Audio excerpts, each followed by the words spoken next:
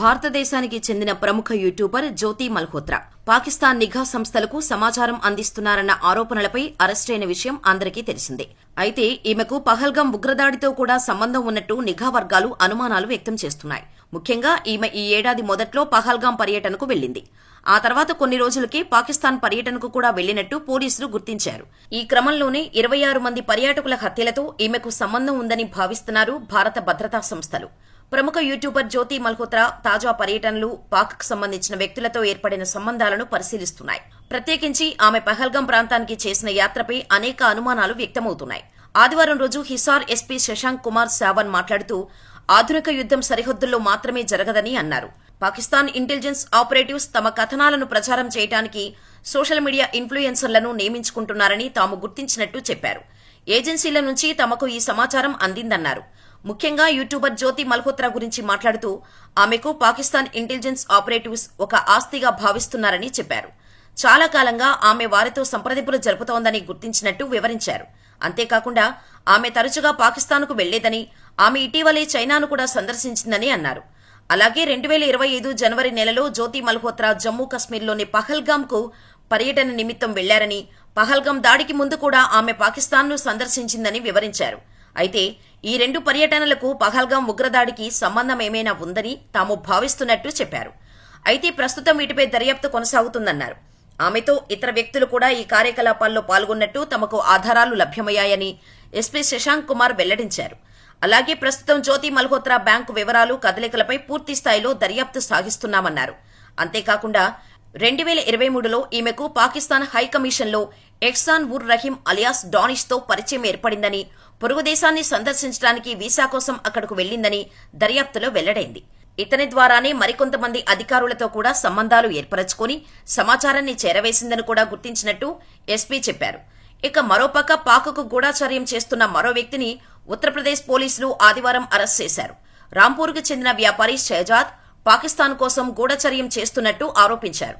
నిందితుడు పాకిస్తాన్ గూఢచారి సంస్థ inter services intelligence కోసం పనిచేస్తున్నట్టు యూపీ స్పెషల్ టాస్క్ ఫోర్స్ పోలీసులు తెలిపారు. సరిహద్దుల్లో స్మగ్లింగ్లో కూడా పాల్గొన్నట్టు ఆధారాలు దొరకడంతో మురాదాబాద్లో అరెస్ట్ చేసినట్టు వెల్లడించారు. షహజాద్ జాతీయ భద్రతకు సంబంధించిన సున్నితమైన సమాచారాన్ని ఐఎస్ఐకు చేరవేస్తున్నట్టు ఎస్టీఎఫ్ ప్రకటనలో పేర్కొంది. జమ్మూ కశ్మీర్లోని పహల్గాం ఉగ్రదాడిపై దర్యాప్తులో అనేక సంచలన విషయాలు వెలుగులోకి వస్తున్నాయి. ఈ దాడికి ముందు పాక్కు గూఢాచారులుగా వ్యవహరించి సున్నితమైన సమాచారం చేరవేసినట్టు గుర్తించారు. కశ్మీర్లో ఉగ్రవాదులకు పలువురు సహకరించినట్టు ఎన్ఐఏ దర్యాప్తులో తేలింది. అధికారులు వెల్లడించిన వివరాల ప్రకారం అతను గత కొన్ని సంవత్సరాలుగా నిందితుడు అనేకసార్లు పాకిస్తాన్ వెళ్లి కాస్మోటిక్స్, దుస్తులు, మసాలా పొడులు, ఇతర వస్తువులను అక్రమంగా దేశంలోకి దిగుమతి చేసుకున్నట్టు గుర్తించారు.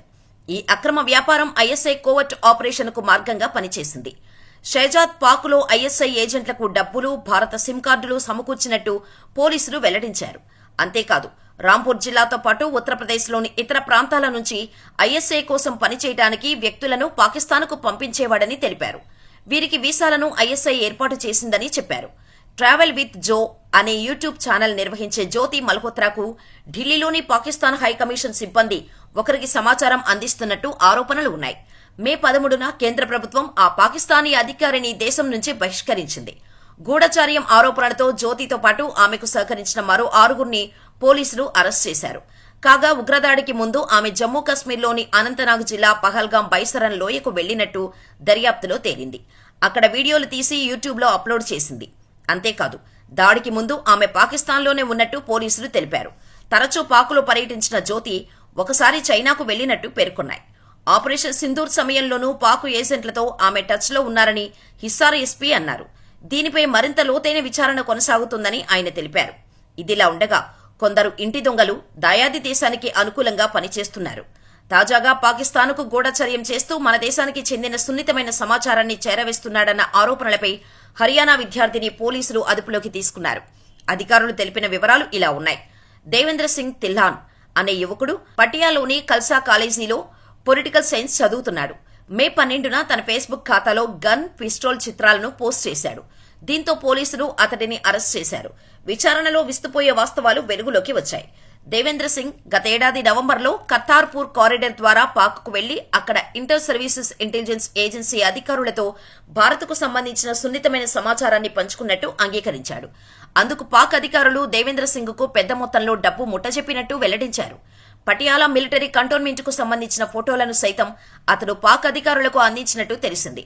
దేవేంద్ర సింగ్ ఫోన్ను స్వాధీనం చేసుకున్న పోలీసులు దాన్ని ఫోరెన్సిక్ దర్యాప్తునకు పంపించారు.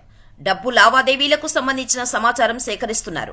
ప్రస్తుతం దర్యాప్తు కొనసాగుతోంది అని తెలిపారు. ఆపరేషన్ సింధూర్ వేళ ఇలాంటి ఘటన వెలుగులోకి రావటం సంచలనంగా మారింది. ఇలాంటి ఇంటి దొంగలు ఇంకా ఎంతమంది ఉన్నారో అంటున్నారు జనాలు. మరి మీరేమంటారు?